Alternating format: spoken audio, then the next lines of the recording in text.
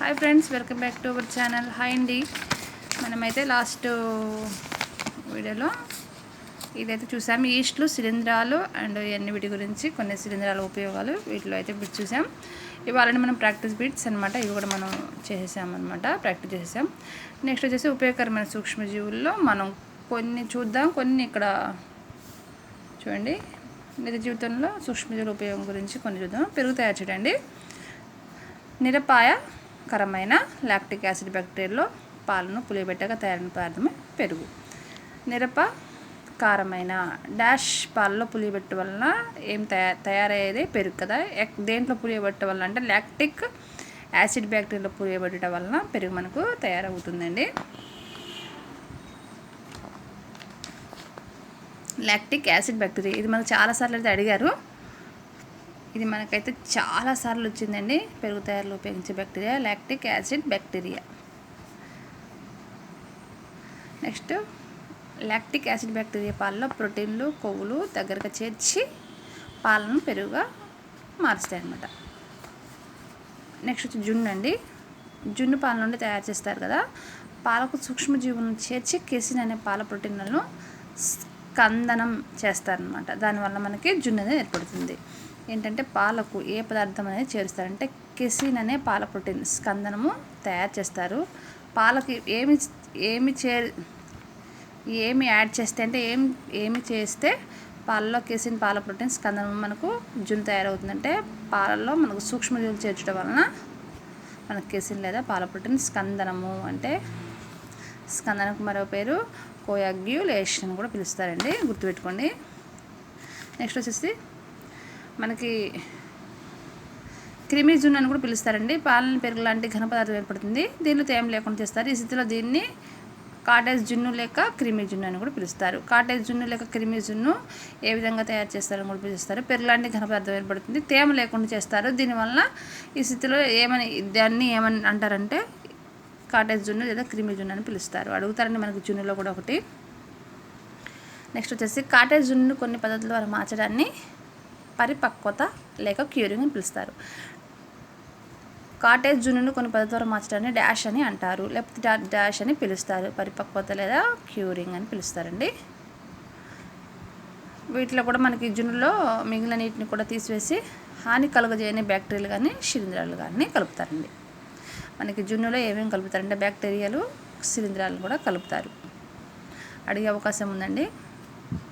Next వచ్చి సూక్ష్మజీవులు జున్ను అనేక రకాలుగా జున్నుగా మారుస్తారు. జున్నులో సుమారు 300 రకాలు ఉన్నాయండి. జున్నులో ఎన్ని రకాలు ఉన్నాయంటే 300 రకాలు. ఆవుది ఎన్ని రకాలంటే తెలుసా? ఆవు, గుర్రం, ఒంటె, మేక, వీటిలో మనకి జున్ను తయారు చేస్తారు. ఈ విధంగా అయితే మనకు అడుగుతారండి ప్రశ్నలు. నెక్స్ట్ వచ్చేసి వాతావరణంలో చూడండి, వాతావరణంలో నత్రజనిని మొక్కలు ఉపయోగించుకోవాలంటే అది నత్రజనులు గాను లేదా నైట్రేట్లు గాను అమ్మోనియం లవణాలు గాను ఉండాలి. వాతావరణంలో నత్రజనిని మొక్కలు ఏ రూపంలో ఉపయోగించుకుంటాయి, ఏ విధంగా ఉపయోగించుకోవాలంటే డాష్ లవణాలుగా ఉండాలి. ఈ విధంగా అడగొచ్చండి మనకి. నత్రజనులుగా కానీ, నైట్రేట్స్గా కానీ, అమ్మోనియం లవణాలుగా కానీ ఉండాలి. నెక్స్ట్, వాతావరణ నత్రజని లవణాలుగా మార్చబడాలి. దీనినే నత్రీకరణ లేదా నత్రజని స్థాపన అంటారు. వాతావరణ నత్రజనిని లవణాలుగా మార్చడాన్ని డాష్ అంటారు, నత్రీకరణ లేదా నత్రజని స్థాపన. నెక్స్ట్ వచ్చేసి మనకి తెలుసు కదా, చిక్కుడు జాతికి చెందిన వేరుబుడిపల్లిలో ఉండే వేరుబుడిపల్లిలో ఏ బ్యాక్టీరియాలు ఉంటాయంటే రైజోబియం, లెగ్యూ, మినిసారం అనమాట. రైజోబియం, లెగ్యూ, మినిసారం అనే బ్యాక్టీరియాలు ఉంటాయి. ఇది అందరికీ తెలిసిన విషయమే. నత్రజనిగా మార్చి మొక్కకు అందిస్తాయి. పై విధంగా బ్యాక్టీరియా మొక్కలు ఒకదానికి ఒకటి లాభసాటిగా సహాయం చేసుకొని సహకార జీవితాన్ని సహజీవనం అంటారు అన్నమాట. ఈ విధంగా జీవించడాన్ని, దీనిలో భాగస్తులను సహజీవులు అంటారు. సహజీవనానికి సహజీవులకు డిఫరెన్స్ తెలుసుకోండి ఫ్రెండ్స్. నెక్స్ట్ వచ్చేసి మనకి చూడండి, నెక్స్ట్ సూక్ష్మజీవులు నాసికములు అనమాట, యాంటీబయోటిక్స్. అలెగ్జాండర్ ఫ్లెమింగ్ అని శాస్త్రవేత్త మనకి అలెగ్జాండర్ ఫ్లేమింగ్ అన్సెస్ పెన్సిలిన్ నోటిటమ్ అనే శిలీంధ్రం నుండి పెన్సిలిన్ సూక్ష్మజీవనాశకాన్ని కనుగొన్నారు. దీన్ని బ్యాక్టీరియాలు చంపే శక్తి ఉంది. నెక్స్ట్ వచ్చేసి స్ట్రెప్టోకోకస్, స్ట్రెప్టోమైసిన్, క్లోరోమైసిటిన్, టెట్రాసైక్లిన్, ఎథోమైసిన్ అనేవి కొన్ని యాంటీబయాటిక్స్ అనమాట. యాంటీబయాటిక్స్ గుర్తుపెట్టుకోండి స్టూడెంట్స్, ఇవన్నీ మనకి ఇంపార్టెంట్. నెక్స్ట్ వచ్చేసి కొన్ని యాంటీబయాటిక్స్ జంతు వృక్ష మానవ సంబంధ వ్యాధుల్లో నియంత్రించడంలో కూడా ఉపయోగపడతాయి. మనకి తెలుసు కదా, ఈ బిట్స్ అయితే మనమైతే ప్రాక్టీస్ చేస్తాం. కింద ప్రక్రియ పిండి పదార్థం పులిపెట్టినప్పుడు అది డాష్గా మారుతుంటే ఆల్కహాల్గా మారుతుంది. నెక్స్ట్ అండి చూడండి, కొన్ని అపాయకరమైన సూక్ష్మజీవులు. కొన్ని జీవులు మొక్కలకు, జంతువులకు, మానవులకు వ్యాధులు కలిగిస్తాయి. వ్యాధి పరిస్థితులను అధ్యయనం చేసే శాస్త్రాన్ని వ్యాధి శాస్త్రం లేదా పథాలజీ అంటారు. వ్యాధి జీవుల అధ్యయనం చేసే శాస్త్రాన్ని మనకి వ్యాధి శాస్త్రం ఇవ్వకుండా డాష్ అని అక్కడ మనకి ఆప్షన్స్లో పథాలజీ అని పెట్టేసి ఇంకా 3-4 ఏదో ఒకటి ఇస్తారు. మనం మాత్రం కన్ఫ్యూజ్ కాకుండా వ్యాధి శాస్త్రం లేదా వ్యాధి శాస్త్రాన్ని మరొక విధంగా పథాలజీ అని పిలుస్తారండి, గుర్తుపెట్టుకోండి. ఈ వ్యాధిని కలిగజేసే జీవులను వ్యాధిజనకములు అంటారు, మనకు తెలిసిన విషయమే. నెక్స్ట్ వచ్చేసి ఒక వ్యక్తి నుండి మరో వ్యక్తికి వ్యాధి సంక్రమిస్తుందని వ్యాధి వ్యాప్తి అంటారు. ఇలాంటి బిట్స్ కూడా అడుగుతారండి. వ్యాధిని వ్యాప్తి చేసే కారకాలను వాహకములు అంటారు. మొక్కల వ్యాధులను అధ్యయనం చేసే శాస్త్రంని ఏమని పిలుస్తారు? మొక్కల అధ్యయనం చేసే శాస్త్రంని వృక్ష వ్యాధి శాస్త్రము. నెక్స్ట్ వచ్చేసి మొక్కల్లో వ్యాధులు కలుగజేసే సూక్ష్మజీవులు చూద్దామండి. ఓన్లీ సూక్ష్మజీవులు, మొక్కల్లో వ్యాధిని కలుగజేసే సూక్ష్మజీవులు మాత్రమే. మొక్కల్లో వచ్చే వ్యాధి ఏంటంటే సిట్రస్ కాంకర్, దీనికి శాస్త్రీయనామం జాంతోమోనాస్ సిట్రి. వ్యాధులు కలుగజేసే జీవులు బ్యాక్టీరియా అనమాట. అంటే సిట్రస్ ఉన్న కాంకర్లో వ్యాధి కలుగజేసే జీవి బ్యాక్టీరియా, గాలి ద్వారా వ్యాపిస్తుంది. చెరకు ఎర్రకుళ్ళు తెగులకి శాస్త్రీయనామం కొలిట్రో ట్రైకమ్ పాల్కెటమ్. దీన్ని శిలీంధ్రం వల్ల కలుగుతుందండి. చూడండి ఫ్రెండ్స్, ఇక్కడ మనకి ఇంపార్టెంట్ అంటే ఇక్కడ కలుగజేసే సూక్ష్మజీవులు బ్యాక్టీరియా, శిలీంధ్రమా, వైరస్ అని అడగవచ్చు. లేకపోతే మొక్కల్లో వ్యాధి వచ్చేది ఏంటని కూడా అడగవచ్చు. మనకు అది ఏ విధంగా వ్యాప్తి చెందింది కూడా అడగవచ్చు. మనకు చెరుకు ఎర్రకుళ్ళు శిలీంధ్రం అంటే ఏంటి? శిలీంధ్రం వల్ల. వేరుశనగ టిక్క తెలుగు శిలీంధ్రం వల్ల కలుగుతుంది. శాస్త్రీయనామం సొర్కోస్పోరా అరాకిడికోలా. పొగాకుల మొజాయిక్ తెలుగు వ్యాధి టొబాకో మొజాయిక్ వైరస్ వల్ల కలుగుతుంది. పొగాకుల వైరస్ అండి. వేరుశనగలో శిలీంధ్రం, చెరకులో శిలీంధ్రం, సిట్రస్లో మాత్రం బ్యాక్టీరియా, పొగాకు మొజాయిక్లో వైరస్, వరి కాటుక తెగులు శిలీంధ్రం. చూడండి, శిలీంధ్రాలు ఏంటంటే చెరకు శిలీంధ్రం అండి, వేరుశనగ శిలీంధ్రం, వరి శిలీంధ్రం. మనకి ఇక్కడ వైరస్ అనేది పొగాకులో, గుర్తుపెట్టుకోండి బాగా, పొగాకులో వైరస్ వల్ల వస్తుంది. సిట్రస్ కాంకర్ అనేది బ్యాక్టీరియా. మనకి శిలీంధ్రాలు అనేవి అన్నీ మనకి గాలి ద్వారా వ్యాప్తి చెందుతాయి. శిలీంధ్రాలు అనేవి గాలి ద్వారా, వైరస్లు అనేవి కీటకాల ద్వారా. గుర్తుపెట్టుకోండి, చిన్న లాజిక్ అండి. ఇక్కడ శిలీంధ్రాలు అనేవి గాలి వల్ల, వైరస్లు అనేవి కీటకాల ద్వారా వ్యాప్తి చెందుతాయి. నెక్స్ట్ వచ్చేసి మొక్కల వ్యాధుల అధ్యాయాన్ని ఇందాక చెప్పుకున్నాం కదా మనం. మొక్కల వ్యాధుల అధ్యాయాన్ని ఫైటోపథాలజీ అంటారు. వృక్ష వ్యాధి శాస్త్ర పితామహుడు డిబారీ అండి. వృక్ష వ్యాధి శాస్త్ర పితామహుడు డిబారీ. వరి బ్లైట్ తెగులు, ఎండు తెగులు అని పిలుస్తారు, జాంతోమోనాస్ వరైజే. వరి బ్లైట్ తెగుల్లో జాంతోమోనాస్ వరైజే అనే బ్యాక్టీరియా వల్ల వ్యాధి కలుగుతుంది. ఇది ఏ నెలల మధ్య వ్యాపిస్తుంది? జూలై టు అక్టోబర్ నెలల మధ్య వ్యాపిస్తుందండి. మనకి నెలలు కూడా ఇంపార్టెంట్ అండి, కంపల్సరీ గుర్తుపెట్టుకోండి. వరిలో మనకి జూలై టు అక్టోబర్ నెలలో ఈ వ్యాధి అనేది వ్యాప్తి చెందుతుంది. వ్యాధికారకమైన బ్యాక్టీరియా ఏంటంటే జాంతోమోనాస్ వరైజా. నెక్స్ట్ వరిలో అగ్గి అండి. ఇది వచ్చేసి మనకి వరిలో బ్లైట్ తెగులు అంటే ఎండు తెగులు, వరిలో అగ్గి తెగులు హెల్మెంతోస్పోరియం వరైజే శిలీంధ్రం వల్ల కలుగుతుంది. ఇక్కడ చూడండి, ఎండు తెగులు జాంతోమోనాస్ వరైజే బ్యాక్టీరియా వల్ల కలిగితే ఇక్కడ శిలీంధ్రం వల్ల కలుగుతుంది. ఇక్కడ సోకే వ్యాధి ఏమో జూలై టు అక్టోబర్ మధ్య వస్తుంది. చూడండి, మనకి ఇది గోధుమ వర్ణం మచ్చల రూపంలో కనిపిస్తుంది అనమాట. ఆకులు రాలిపోతాయి ఈ వ్యాధి సోకితే. ఈ శిలీంధ్రం కొనిడే స్పోర్లు ఉత్పత్తి చేస్తుంది. ఇది గాలి ద్వారా వ్యాప్తి చెందుతుంది. నెక్స్ట్ అండి,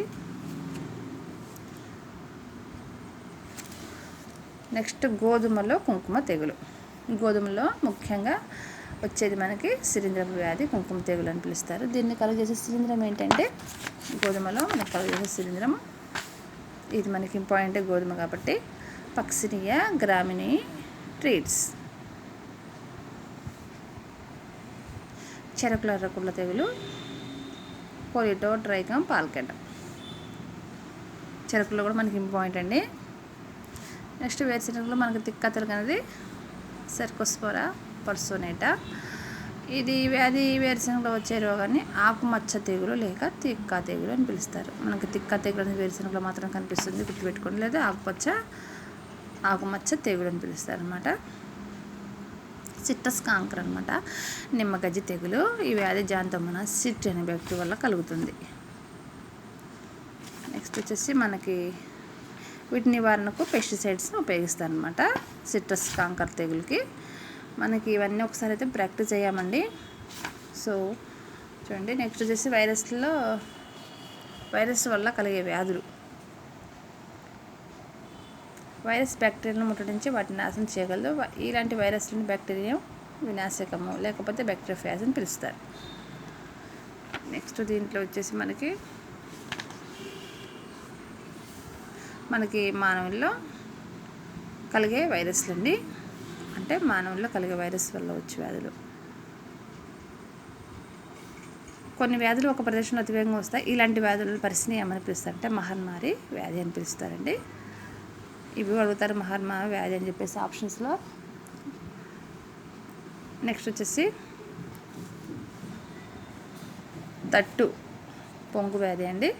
ఇది ఏ వైరస్ వల్ల కలుగుతుందంటే ఇది పారామిక్సో వైరస్ వల్ల కలుగుతుంది. పారామిక్సో వైరస్ తట్టు పొంగు వ్యాధి వస్తుందన్నమాట. నెక్స్ట్ దీన్ని మనం రుబెల్లా అని కూడా పిలుస్తారు. దీనికి మరి ఒక పేరు రుబెల్లా అని పిలుస్తారు. మనకి తట్టు పొంగుకి దీనిని వేరే విధంగా ఏమని పిలుస్తారని అడుగుతారు, రుబెల్లా. నెక్స్ట్ ఇది ఎన్ని నెలలలో పిల్లలకు వస్తుందంటే 6 నెలల్లో పిల్లలకు వస్తుంది. ఇక్కడ మనకి చూడండి, ఇక్కడ 3 బిట్స్ ఉన్నాయి, తిప్పి అడగవచ్చు. మనకి ఏ విధంగా అడగవచ్చు అండి. తట్టు పొంగు ఏ వైరస్ వల్ల వస్తుందంటే మిక్సో వైరస్. నెక్స్ట్ పొదిగే కాలం తట్టు పొంగు పొదిగే కాలం పిల్లల ఎన్ని రోజులు ఉంటుందని చెప్పి వస్తుందండి. ఇది 10 నుంచి 12 రోజులు ఉంటుంది. ఇది తగ్గినప్పుడు తుమ్మినప్పుడు విడుదల ఆరోగ్యంగా ఉన్న పిల్లలకు సోకును అనమాట. నెక్స్ట్ వచ్చి టీకా మందులు ఉపయోగించడం ద్వారా ఈ వ్యాధిని రాకుండా చూడవచ్చు. ఏ టీకా తట్టు అమ్మవారికి MMR టీకాలను ఉపయోగించి.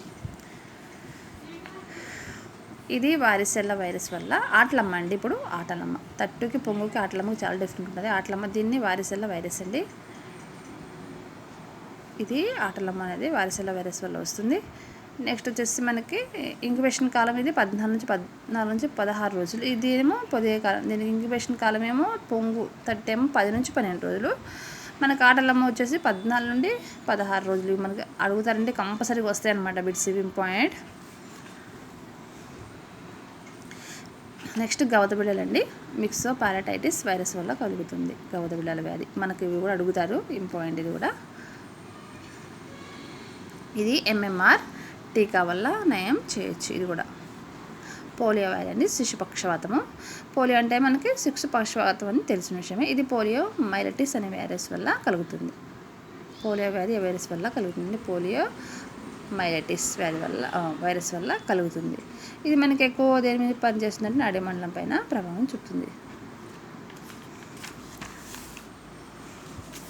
నెక్స్ట్ అండి, మొట్టమొదటిగా పోలియో వ్యాధికి 1955లో జునాల్ సాల్క్ అనే వ్యక్తి శాస్త్రవేత్త ఇంజెక్షన్ ఇచ్చి వ్యాక్సిన్ని కనుగొన్నారండి. గుర్తుపెట్టుకోండి. పోలియోకి మొట్టమొదటి 1955 సంవత్సరంలో. ఏ సంవత్సరంలో అడగవచ్చు? 1950 సంవత్సరంలో. పోలియో వ్యాధికి ఏ శాస్త్రవేత్త ఇంజెక్షన్ మొట్టమొదటి కనుగొన్నారంటే జునాల్ సాల్క్. ఇక్కడ 2 విధాలుగా అడుగుతారండి. దీంట్లో 2 విధాలుగా మనకి తిప్పి అడగవచ్చు అనమాట. సాబీస్ ఓపీఓ లేదా చుక్కల మందును 1961లో పోలియోకు కనుగొన్నారు. ఏ సంవత్సరంలో అంటే పోలియోకు 1961 సంవత్సరంలో. చూసారు కదా ఫ్రెండ్స్, ఇది జలం అనేది రైనో వైరస్ వల్ల కలుగుతుంది. ఇది గాలి ద్వారా వ్యాప్తి చేస్తుంది. మసూచి అంటే సాల్ఫాక్స్ అండి. ఇది వారిసెల్ల వల్ల కలుగును.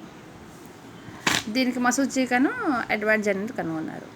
చర్మం పైన దద్దుర్లు వంటి వాటిని రుబెల్లాను కూడా పిలుస్తారు. రుబెల్లాకు మరి ఒక పేరు ఎర్రని గుల్లలు. చూసారు కదా ఫ్రెండ్స్, చికెన్ గున్యా. ఇది ఆల్ఫా వైరస్ వల్ల కలుగుతుంది అనమాట. చికెన్ గున్యా వైరస్ వల్ల కలుగుతుంది కూడా మనకి ఇంపార్టెంట్. ఆల్ఫా వైరస్ వల్ల.